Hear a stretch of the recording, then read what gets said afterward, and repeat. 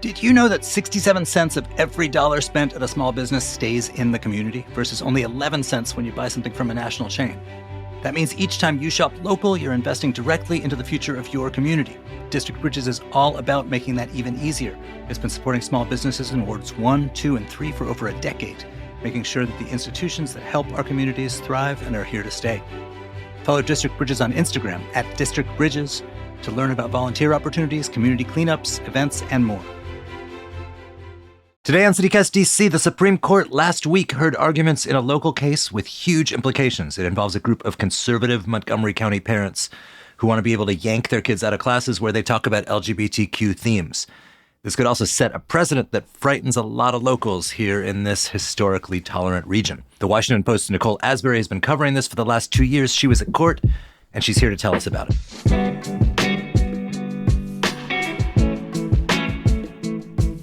Today is Monday, April 28th. I'm Michael Schaefer, and here's what DC's talking about.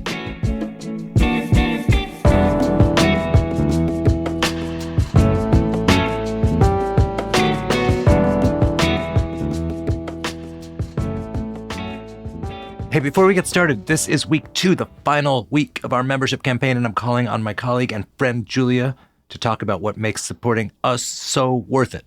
Hey, Julia. Thanks, Mike.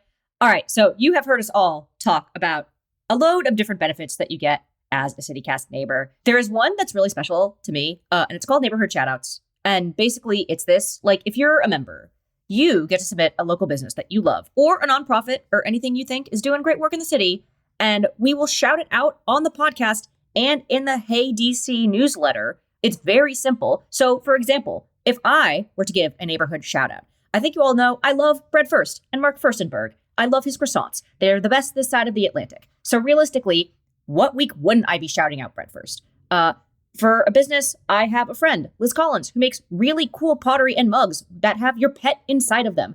And she's around at the Little DuPont Flea Market most Sundays. So go check her out. It's really that simple. I love being able to shout out places that I frequent and I spend my dollars at and give my time and energy to.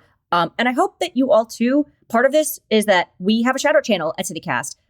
It is a dose of serotonin daily when you see people shouting out others who are doing a fabulous job during, the time that we are living in. And basically, we want to shine a light on what makes this city great.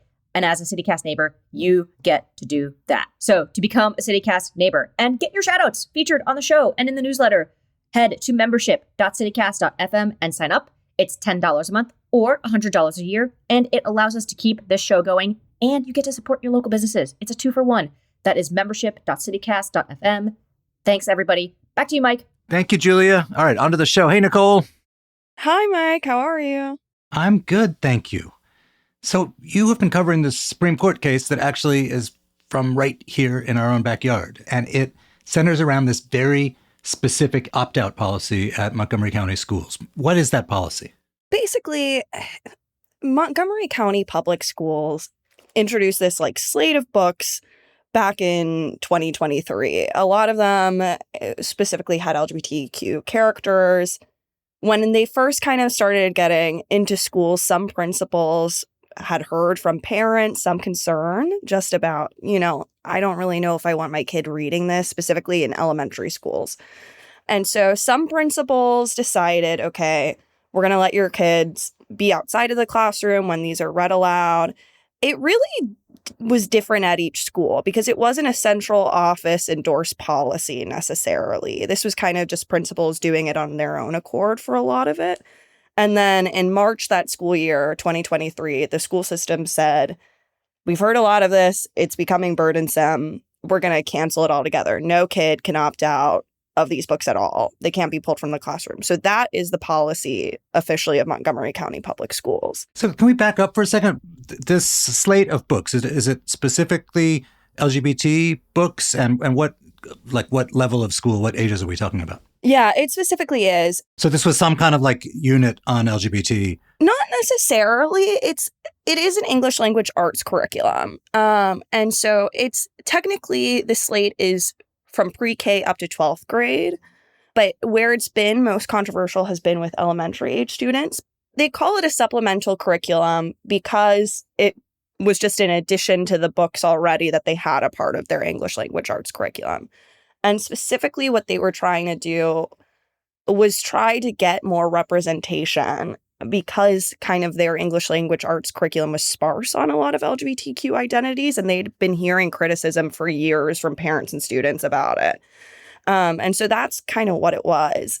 So yeah, like I said, non-LGBTQ, at least that's what the school system says, but there were discussions that sometimes would happen in the classroom just by the nature of these books being there that sometimes would. Right. Kids are reading a book and they talk about what they read in the book. Yeah, exactly. So you were at the Supreme Court on Tuesday and both sides were presenting their arguments. Can you tell us what they said? These parents were saying these books, since we can't opt out of it, violates our religious protections under the First Amendment.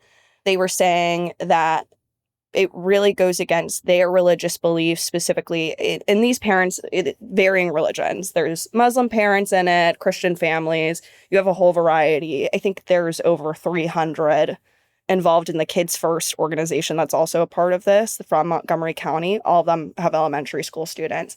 And they were saying that even though, they can still talk about their religious beliefs at home, the argument is that these kids are so impressionable because most of them are pre-K through fifth graders or elementary age students.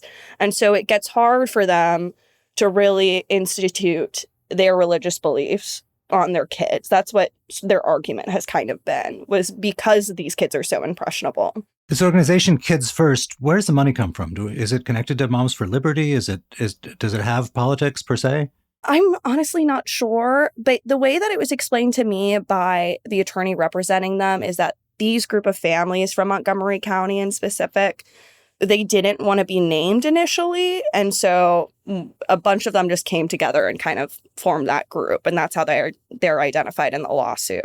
So lawyers for the school board have said in previous court papers that they tried to allow this opt-out, like you said, until doing so became unworkably disruptive. What was so disruptive? The way that they've cast it is just that there were so many requests that were coming in that it became hard to really accommodate. There wasn't enough space for the amount of kids in it that were opting out in a school. They couldn't accommodate for that many kids in a specific room, and for them to have appropriate supervision too. It just became a problem at a lot of schools. That's at least how they frame it. In your reporting, and a lot of the reporting from the Supreme Court, the sense was that the justices really indicated that they were in the tank for these parents. How did they respond to this? And was there any divide visible up there? There was some kind of heated back and forth for sure. Most of the justices, though, seem to be, at least from what I was observing, siding more with the parents, the religious parents, who want an opt-out. At one point, Kavanaugh had said, isn't this policy kind of a win-win? That was one of the words he said of we're trying to look for that. And that's kind of seemed like what an opt-out would do. Someone had asked in particular, why can't you accommodate for all of these parents? And so that was really interesting to watch. But there was a divide, Definitely Justice Jackson and Sotomayor seemed to be more in favor with the school system. At one point, there was kind of just a back and forth over what really is in the books, and Sotomayor was kind of correcting some of the other justices based off of the way that they were framing the books. And so it got a little heated at times. And so that was interesting, but it did really look like most of the justices were leaning toward the religious parents. So it seems to me, when you strip away the sort of hot button social issue here, that what they're really arguing about is sort of what is an acceptable place to disagree and what is not. That if there were parents out there who said, I don't like black people, and therefore I want my kid to leave the room whenever there's a book that mentions black people or mentions them in an equal setting to white people, the school system would not be expected to make an accommodation for those parents. But for these parents who are uncomfortable with the LGBT people and with the notion of equality and for LGBT people, the argument is that they should get an exemption.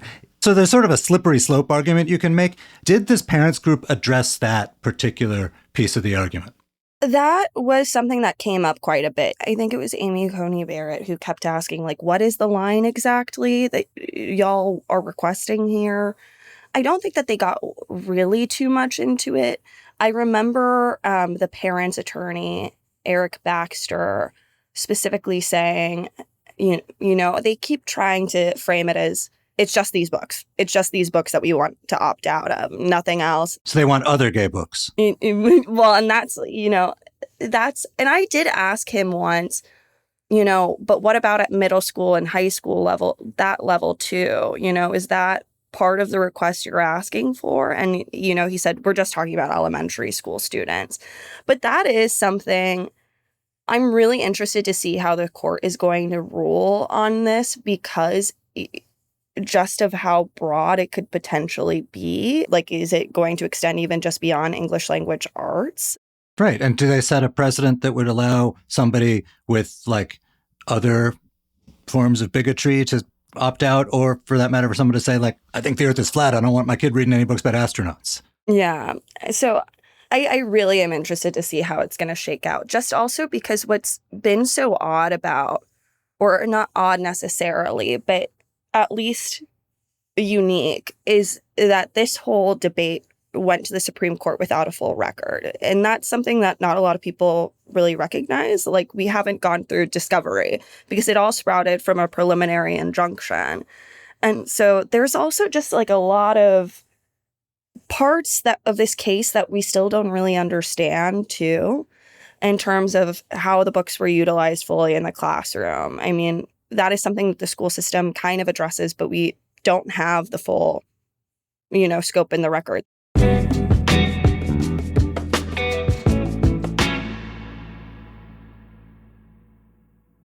The show playing right now at Gala Theater is an absolute must-see. Choke is about a Latino family in Baltimore navigating a medical crisis and the impacts of environmental change. And I know what you're thinking, that sounds pretty serious, but they handle it all with humor and wit and a very relatable touch of chaos. It is actually so funny. And I mean, what family doesn't deal with generational clashes? The Guerrero family is a gripping reflection of today's American society, and the play about them is as thought-provoking as it is entertaining. So come see the world premiere of Choke at Gala Theater today through May 18th.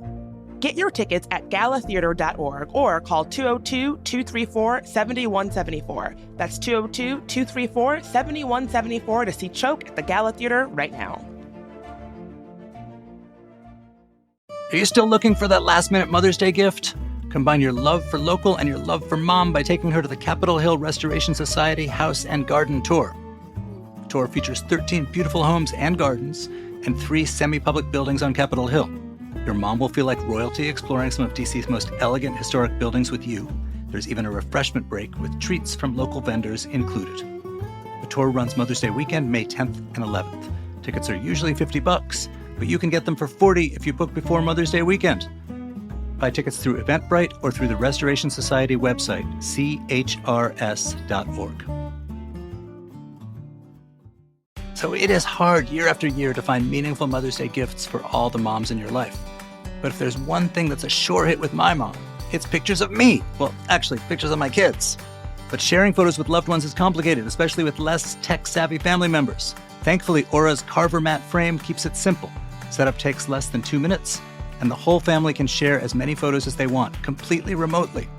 Aura has a great deal for Mother's Day. For a limited time, listeners can save on the perfect gift by visiting auraframes.com to get $35 off plus free shipping on their best-selling Carver Matte Frame.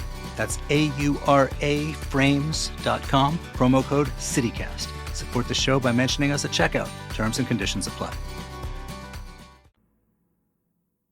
I'm going to get back to Nicole in a second, but hey, reminder, we are in our spring membership campaign and we have some really critical goals. We need to sign up 15 new members today to stay on track for our goal. Can you help us get there, please? We know it is doable. And frankly, between us, we are also competing against our colleagues in other CityCast cities like Salt Lake City and Houston. Boo! And we would really like to show them up. You can show your support and get access to great perks and the most neighborly coffee mug you've ever seen when you sign up at membership.citycast.fm. That's membership.citycast.fm. Hook us up. All right, Nicole, tell me about what it was like outside the courthouse. I mean, I think for a lot of people in D.C., the surprise here is that this group of parents is from liberal Montgomery County, where they don't expect culture wars to be raging. But what was the vibe like out there? There were competing protests, I think. There was kind of two dueling rallies going on. I would say dozens of parents in total. Honestly, it was a little quiet with all things considered because, when this first started in 2023, the rallies were huge. We would go to the school board meetings and you could hear the parents, the religious parents outside chanting. But on Tuesday, I would say, you had on one end this crowd with rainbow umbrellas. They had performances, like singing, and they had a drag show outside. And so it was a little more, they were definitely dancing and, talking about the books and why it's important to them. Then sort of on the other end, it felt a little bit more formal of a rally of, it was a slate of different speakers.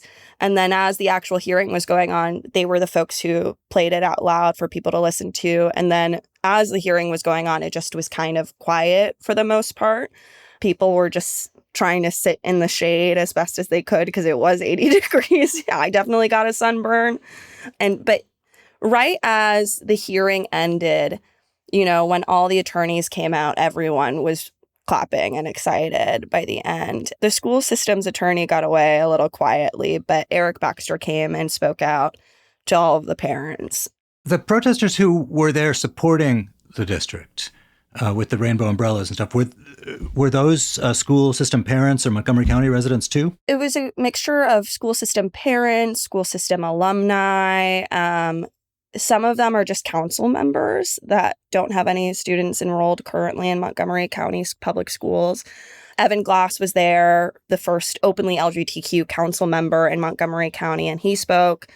And so it was a mixture of a lot of different folks. Again, a thing that sort of surprises people that it's happening in Montgomery County is that some of the rhetoric around this case has been quite divisive and has moved beyond just books in school. Can you sort of give, for people who haven't been following it, a primer on how these two sides are portraying each other? Both sides have said the other side is trying to politicize us at one point or another.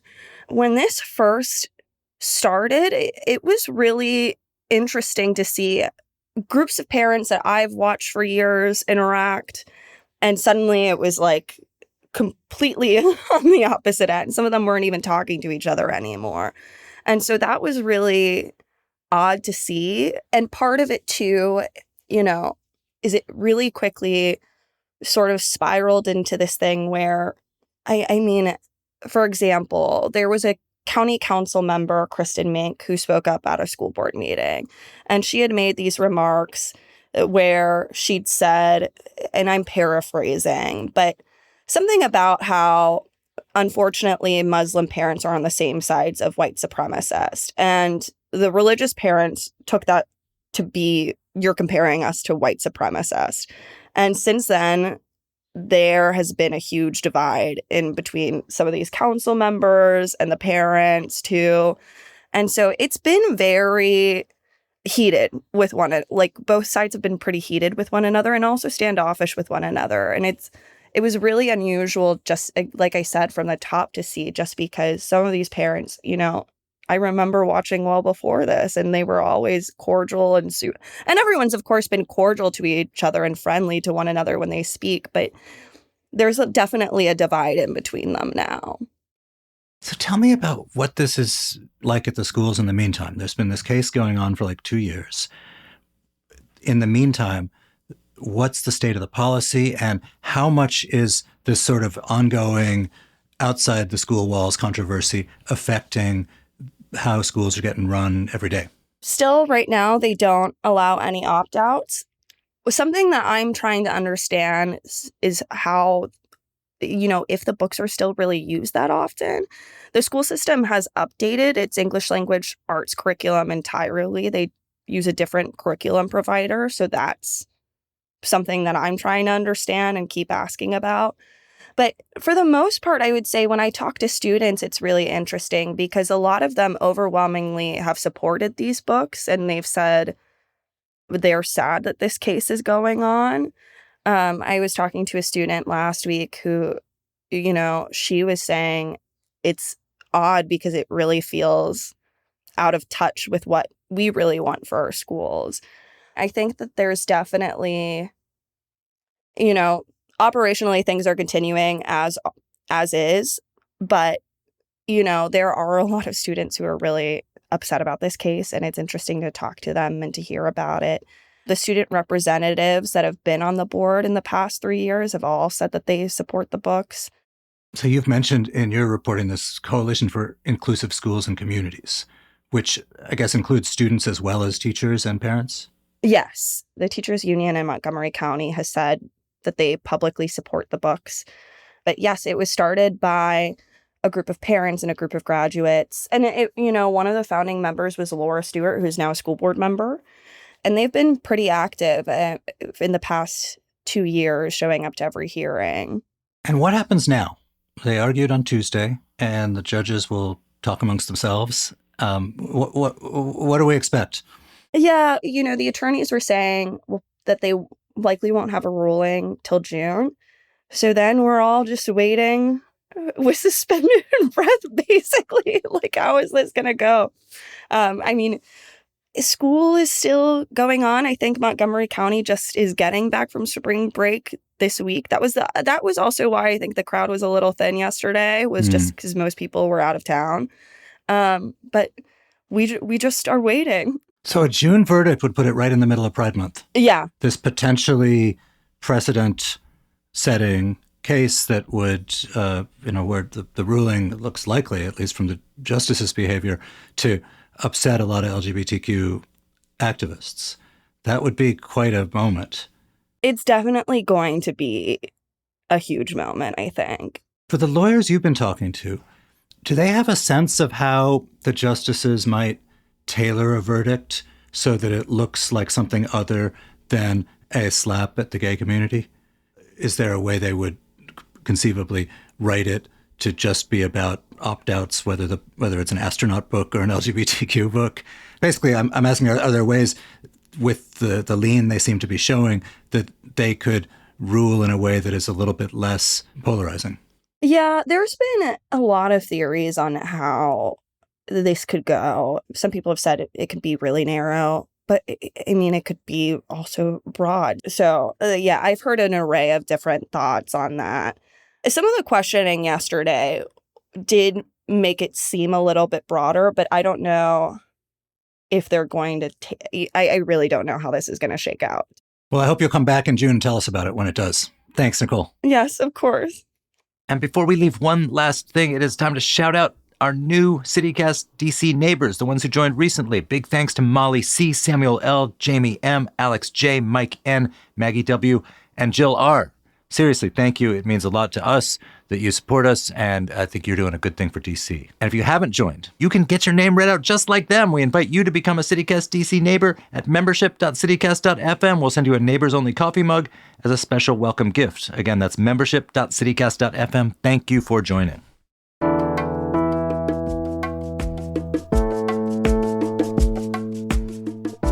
And that's all for today here on CityCast DC. If you enjoyed the show, why not tell a friend, rate the show, leave us a review, and subscribe to our morning newsletter. We'll be back tomorrow morning with more news from around the city. Bye.